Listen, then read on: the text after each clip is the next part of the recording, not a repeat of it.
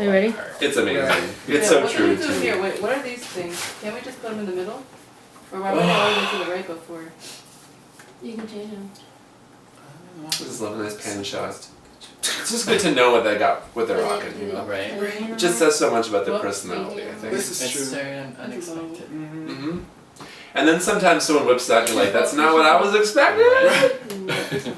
Granny? But Really? Right, look at them granny draws.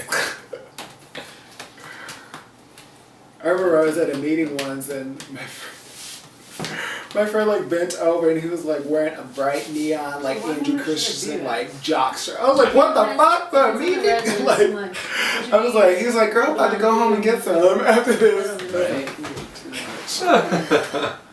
I feel like they're extremes. Huh? I feel like they're I always was like, either it's on extreme. Monday. You know, you just imagine like days of the week there are certain draws you would wear. Oh, okay. Maybe you need to do laundry. Right. Like me, I'm wearing my faux leather G-string. Under Yeah, alright. I love it when a good hot man bends over and you just see that G-string strap and Yeah, it's you're recording like, already. or not G-string, but jock strap, and you're just like, Right. That's exactly what I was imagining.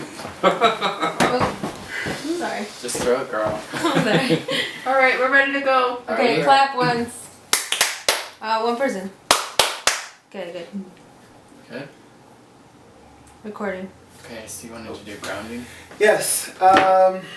So I just like to lead us in a collective grounding breath. So if we can just hold hands, and what this breath will hopefully do is just kind of cleanse the conversation and the space, and just allow our words to just flow from our mouths and just to breathe in, you know, truth and sincerity and vulnerability.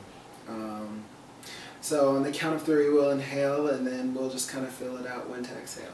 So, all right, 1, 2, 3.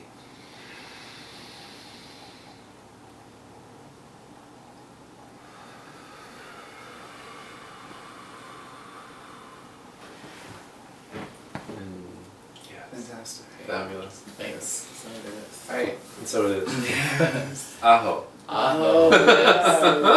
Hello, my name is Duane Quintana, and I am a queer chaplain, and I'm here today with Cleo Pockalipps and Miss Tration. What? And we are excited to spend a little bit of time talking about maybe things we haven't thought about before, or giving voice to things that we have, and talking about how spirituality can be connected to drag.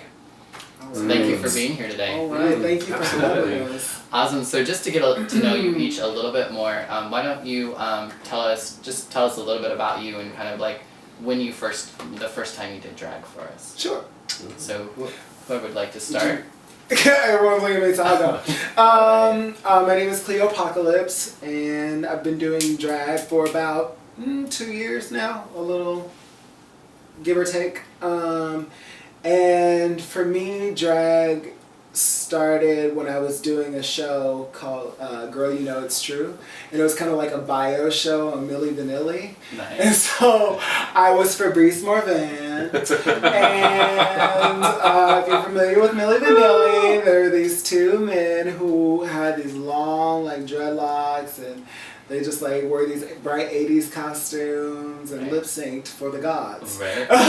They lip synced and got a Grammy. So it's like, bitch, if we can lip sync and get a Grammy, hey, go for it. Right. So they were like the drag queens that got Grammys. So, but no, so I was doing the show, and like we had to do makeup and we had these wigs.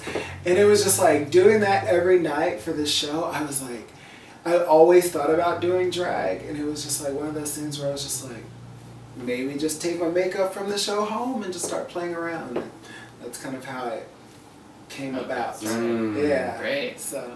And how about you, Penny? Sure. Well, I honestly was very resistant to doing drag. I didn't want to do it because everyone said, oh, you should do drag just because you're a gay man. And I said, that's not what I'm about. You know, don't put me in that box. So finally, someone talked me into it, and I went out. It was, do you remember back when Spin had dollar drink night? Yes, Mondays? Spin, it was a Monday night. Uh-huh. No, it was Wednesdays, right? Oh, was it Wednesdays? Wednesdays. Okay, Spin, Hydrates was Mondays. Spin dollar drink night. And I just remember as soon as I had that dress on, that makeup on, and all these boys just like swarming around me, I just knew that this is something that I was born to do, Yeah. right? And a couple weeks later, I was walking by Scarlet, and there was this drag queen sitting outside, and they were clearly in the middle of the show, and I'm like, "Y'all doing a drag show?" And she's like, "Yeah." I'm like, "All right, well, you know, I'm a drag queen. When can I be in the show?" And she's like, "Next month." And I'm like, "Done." Yes. Nice. And ever since I performed for the first time, I just knew that this is something that, you know, it just came right through me, and it was like, this is who I'm here to be. And this is an amazing moment, I think, between the three of us, because this is the first time that I'm really coming out as someone who's both a drag queen and spiritual, like I was saying earlier, because those parts of my life have always been very compartmentalized. Like over here I'm a deeply spiritual being, and over here I'm a performing drag queen, but never have they really come together. Yeah. So this is really an amazing full circle moment. Absolutely, and I honestly believe that it's all relative, you know, it's all connected. I was saying how I got the name Cleo Pockalipps is kind of based off of the word apocalypse. And, you know, apocalypse is viewed as this kind of like natural devastation or destruction. And Cleo is this energy that came to me from that destruction and like kind of my past, and just, you know, throughout it just came this rebirth almost. So Like a phoenix. Yes, absolutely. Yeah. So yeah. And Penny, how did you come up with your name? Honestly, I was just kind of trying to come up with a drag name, and it just came to me one day. And I was just like, I could work that. And my first name I started off as this like very Russian shtick. I was like, Tration from the USSR, Soviet Union, you know. And that kind of fell away, and it just became an extension of myself, you know. Isn't that funny though? Yeah. It's like the things that you first start off with drag, Yeah. how they kind of fall by the wayside. Right. And you're just like, that's the thing I love about drag, is like each time is a chance to, like you were saying, you wear something new. That you try something new, you do something different. Right. You know, when I was like starting out, I had a third eye, and that was kind of like my seeing eye. Right, You could right. call me Miss Cleo if you nasty. And I could either read your future or read you for filth, you know. So, but it's just like slowly that just kind of like started to fade away, and you just try things out, and almost like a test trial every time. So Definitely. yeah. Yes. And you had mentioned, Penny, that you like this is maybe the first time of bringing them together. Do you think that you've brought your spirituality in drag, but it's something that maybe is more hidden or more personal? Like, is there something that you do that kind of, it's spiritual for you, but it's not necessarily something that people would see on the outside? Yeah, absolutely.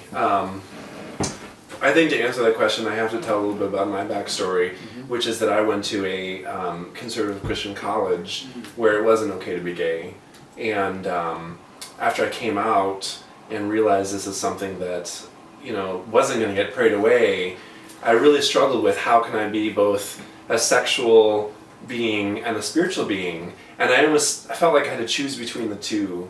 And I think a lot of people in the queer community feel that same way. Like they have to make this choice, and so they leave the religion to be their fullest gay self, but that they leave a piece of them behind in that moment. It's really tragic. I think that's one of the reasons it's so much of our gay community is very kind of sectioned off and compartmentalized.